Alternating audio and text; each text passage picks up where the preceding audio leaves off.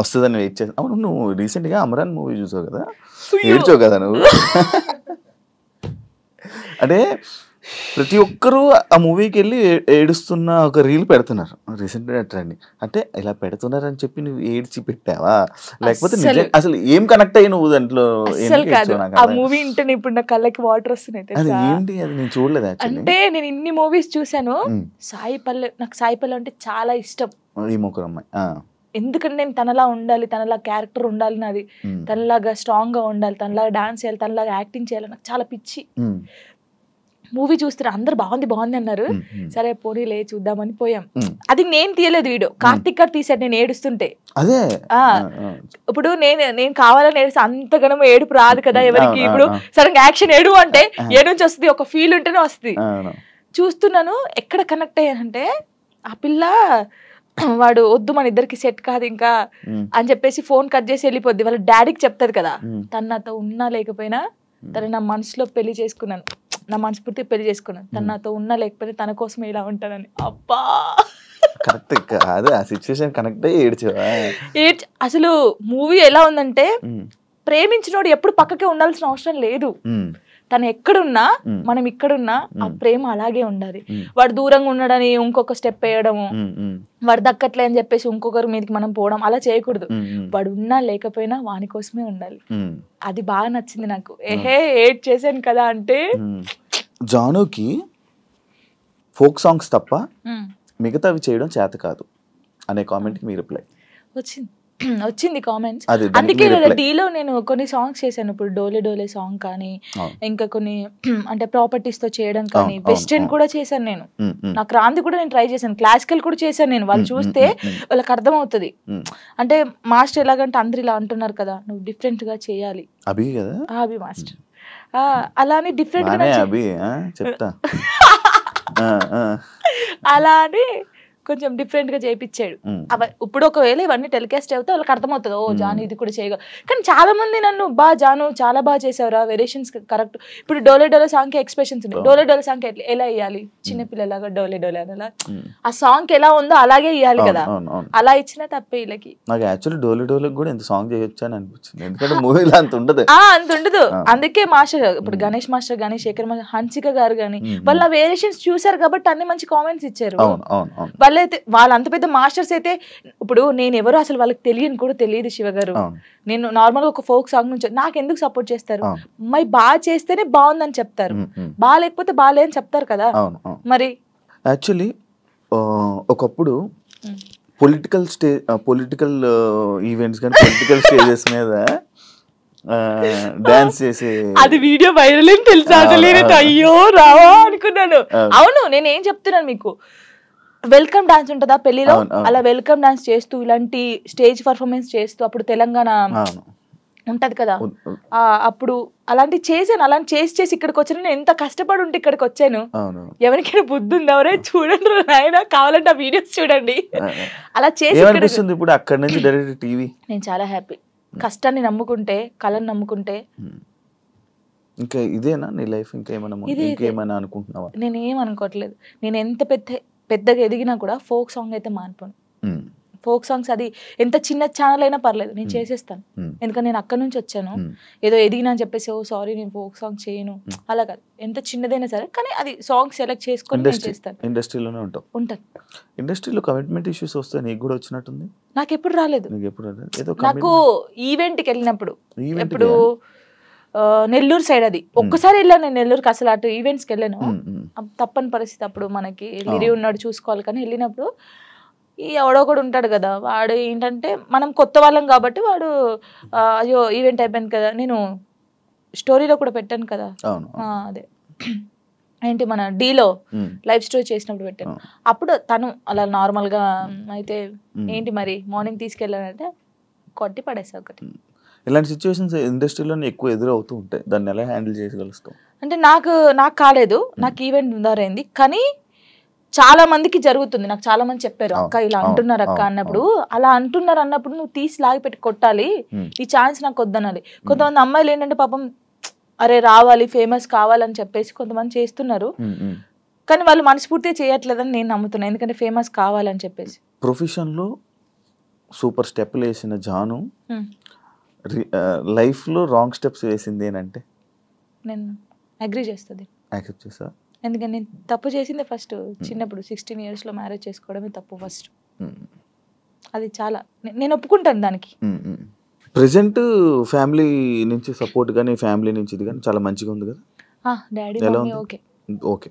ఎందుకంటే వాళ్ళు ఇప్పుడు నాకు సపోర్ట్ అంటే ఎలాగంటే లివింగ్ చూసుకోవడం, నేను షూట్కి వెళ్ళడం కానీ వాళ్ళ దగ్గర ఉంచేసి వాళ్ళు ఇక్కడే ఉంటారు. డాడీ సింగరేణి ఎంప్లాయ్ అనమాట, యాక్చువల్లీ రిటైర్మెంట్ అయిపోయాడు.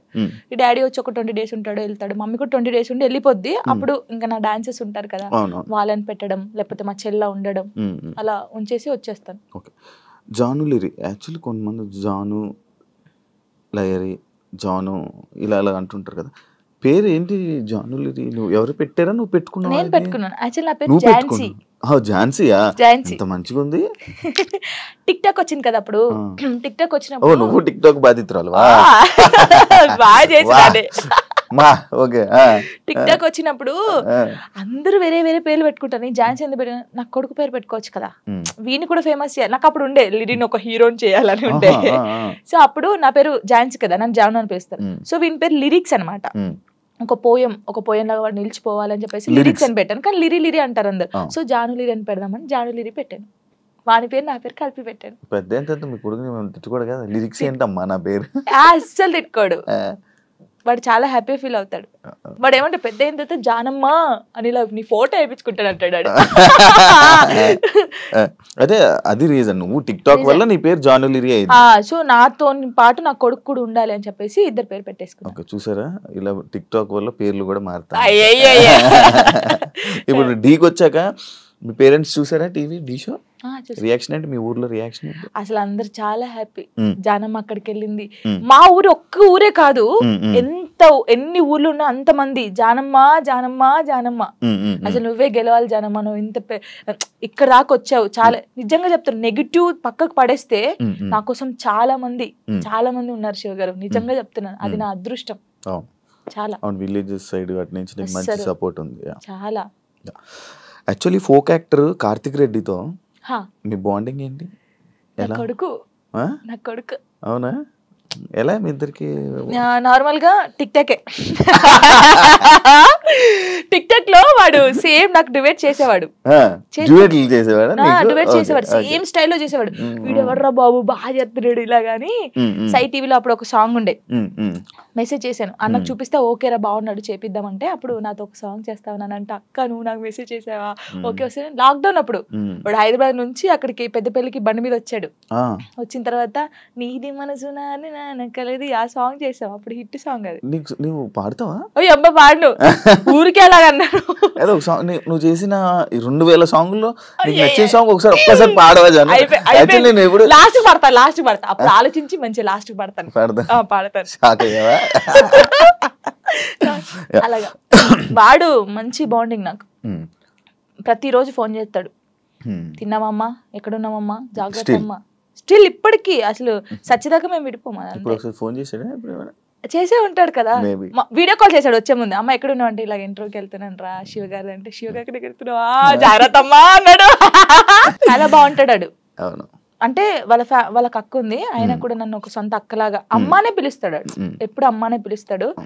మంచి సర్కిల్ మంచిగా ఉంది, మంచిగా. అమ్మో నాకు డబ్బు పరంగా లేకపోతే ఇంకేదో ఇండస్ట్రీ పరంగా నాకు ఎవరు సపోర్ట్ చేయకపోయినా, నేను బాధపడితే నా చుట్టూ ఎంతమంది ఉంటారు తెలుసా?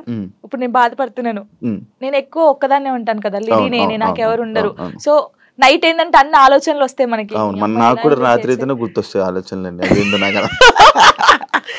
అలా ఉన్నప్పుడు నాకు సైడ్ డాన్సర్లు అన్నాను కదా, నేను అదృష్టవంతుని శివ గారు, నిజంగా చెప్తాను ఈ విషయంలో. పేర్లు కొందరు మర్చిపోవచ్చు, రే ఫీల్ గా కంటారు, చంపేస్తారు. శాండీ, దీపక్, ఉమేష్, తిలక్, ఇంకెవరు, ధర్మ,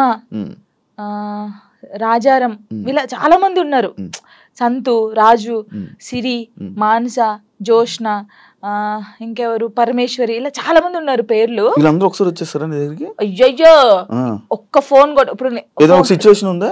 ఒక సిచువేషన్ లో దగ్గరికి వచ్చిన సిచువేషన్? చాలా సిచువేషన్స్ ఉన్నాయి. ఒక సిచువేషన్ లో వచ్చిన సిచువేషన్ చెప్పు. నార్మల్ గా కామెంట్స్ వచ్చాయి ఒక రోజు, కామెంట్స్ గురించి నేను ఎక్కువ బాధపడేదాన్ని. ఎక్కువ బాధపడి పట్టించుకుంటావా కామెంట్లని? ఫస్ట్ పట్టించుకున్నాను, తర్వాత పోరా అనుకున్నాను. అప్పుడు ఏడ్చుకున్నప్పుడు నేను ఫుల్ ఏడ్చేదాన్ని. ఏడ్చినప్పుడు వీళ్ళందరూ కొంచెం అక్కడక్కడే ఉంటారు కదా షూట్స్కి వచ్చినప్పుడు, కానీ ఫోన్ చేస్తారు ఒకరు, నా వాయిస్ వింటారు, ఒక్కొక్కరికి ఫోన్ చేస్తారు, కరెక్ట్ హాఫ్ అన్ అవర్ లో ఉంటారు, ఇలా చుట్టూ ఉంటారు. ఏమైందమ్మా, ఏమైందక్క, ఎందుకు ఏడుస్తున్నావు అక్క, మేము ఉన్నామక్క, ఇక్కడ ఇలా కూర్చుంటారు. నాకు వీళ్ళందరినీ చూసిన తర్వాత ఇంకా ఏడిపోతుంది అని ఒక్కొక్కరి దగ్గరికి వెళ్ళి ఎడుతా ఉంటారు. అందరూ ఇప్పుడు నేను ఇలా చైర్లో కూర్చున్నానా, రౌండ్ ఇలా ఇలా నిల్చుంటారు, ఇలా రౌండ్ గా కొంతమంది నిల్చుంటారు, కొంతమంది కూర్చుంటారు, ఏడ్చేస్తారు. వాళ్ళు కూడా ఏడ్చేస్తారు. నిజంగా చెప్తున్నాను, నేను నా లైఫ్ లో వీళ్ళు దొరకడం ఫుల్ హ్యాపీ. వాళ్ళు ఎక్కడున్నా సరే ఫోన్ చేస్తారు. నేను ఒకవేళ స్టేటస్ డల్గా పెడితే, ఏమైందక్క, ఎందుకు అలా ఉన్నావు, ఏడవద్దక్క, మేము ఉన్నాం కదా. వాళ్ళు ఉంటారు ఉండరు తర్వాత సంగతి, ఎవరు పర్మనెంట్ గా ఎవరితో ఉండరు. నేను ఉంటాను. సరే ఇప్పటి నుంచి చూస్తానంటే చూస్తాను మెసేజ్ వస్తుందా, కాల్ వస్తుంది, అలాగా నాతో బాగుంటారు. యాక్చువల్లీ రంగు సీతమ్మ సిరీస్ ఎన్ని 9 10 ఎందుకు అన్ని రీజన్ ఏంటి అన్ని తీయడానికి? ఏమో ప్రొడ్యూసర్కి తెలియాలి, మనకు తెలియదు. అంటే అది లవ్ నుంచి స్టార్ట్ అయ్యి వాళ్ళు ముసలిలో అయ్యే వరకు ఎలా ఉంటది అనేది ఒక కాన్సెప్ట్ తీసుకొని చేశారనమాట. మనం ముసలిలో కూడా చేసాం. ఇప్పుడు నువ్వు ముసలి అయిన తర్వాత కూడా సిరీస్ చేస్తావు? చేశాను, అయిపోయిందా? అయిపోయింది, ముసలి గెటప్ వేసుకొని చేసాము. ముసలి గెటప్ కాదు, ఇంకా చేయాల్సింది నీ జర్నీని అలా తీసుకోవాల్సింది. నేను ఇప్పుడుదాన్నే ముసలిదాన్ని అవుతానా? ఇప్పుడు కాను, చాలా టైం ఉంది దానికి. ఇంకా అయిపోయిందా? అయిపోయింది. మూవీస్ లో చేసే ఆలోచన ఏమైనా ఉందా? ట్రై చేస్తున్నావా? ట్రై చేశాను, వచ్చాయి 2-3. ఇప్పుడు వచ్చాయి ఏంటి చెప్పకూడదు, చెప్పకూడదు. ఓకే. వచ్చాయి కానీ డీకి రాకముందుకే నాకు వచ్చాయి, సాంగ్స్ వచ్చాయి. కానీ కొంచెం డ్రెస్సింగ్ వాళ్ళు వేసుకోమంటారు కదా, ఓకే, ఈ సాంగ్స్ ఉంటాయి, సాంగ్స్ లో స్పెషల్ సాంగ్స్ లో డ్రెస్సింగ్ ఉంటాయి. అమ్మో నేను అవి వేయనండి, సారీ అని చెప్పాను. నీకు అలాంటి రోల్ ఎప్పుడు వచ్చినా చేయవా? ఎంత పెద్ద మూవీ అయినా చేయవా? ఎంత పెద్ద మూవీ వచ్చి నువ్వు నార్మల్ గా ఇక్కడ వరకు వేసుకోమన్నా నేను చేయను, దండం పెట్టేస్తాను. అవునా? చేయను, అస్సలు చేయను. డీలో కూడా ఇప్పుడు సాంగ్ చేయనట్టున్నా? అస్సలు చేయదు. ఓన్లీ నార్మల్ గా నడుము కనిపించేది, నడుము కూడా అది ఇంత కనిపించేది చేశాను. ఇంత అది కూడా తప్పని పరిస్థితిలో ఆ కాస్ట్యూమ్ వేసుకోవాలంటే మాస్టర్ అని డోలే సాంగ్ మీరు చూసారు కదా, ఫుల్ డ్రెస్ వేసుకొని చేశారు. మాస్టర్స్ కూడా అన్నారు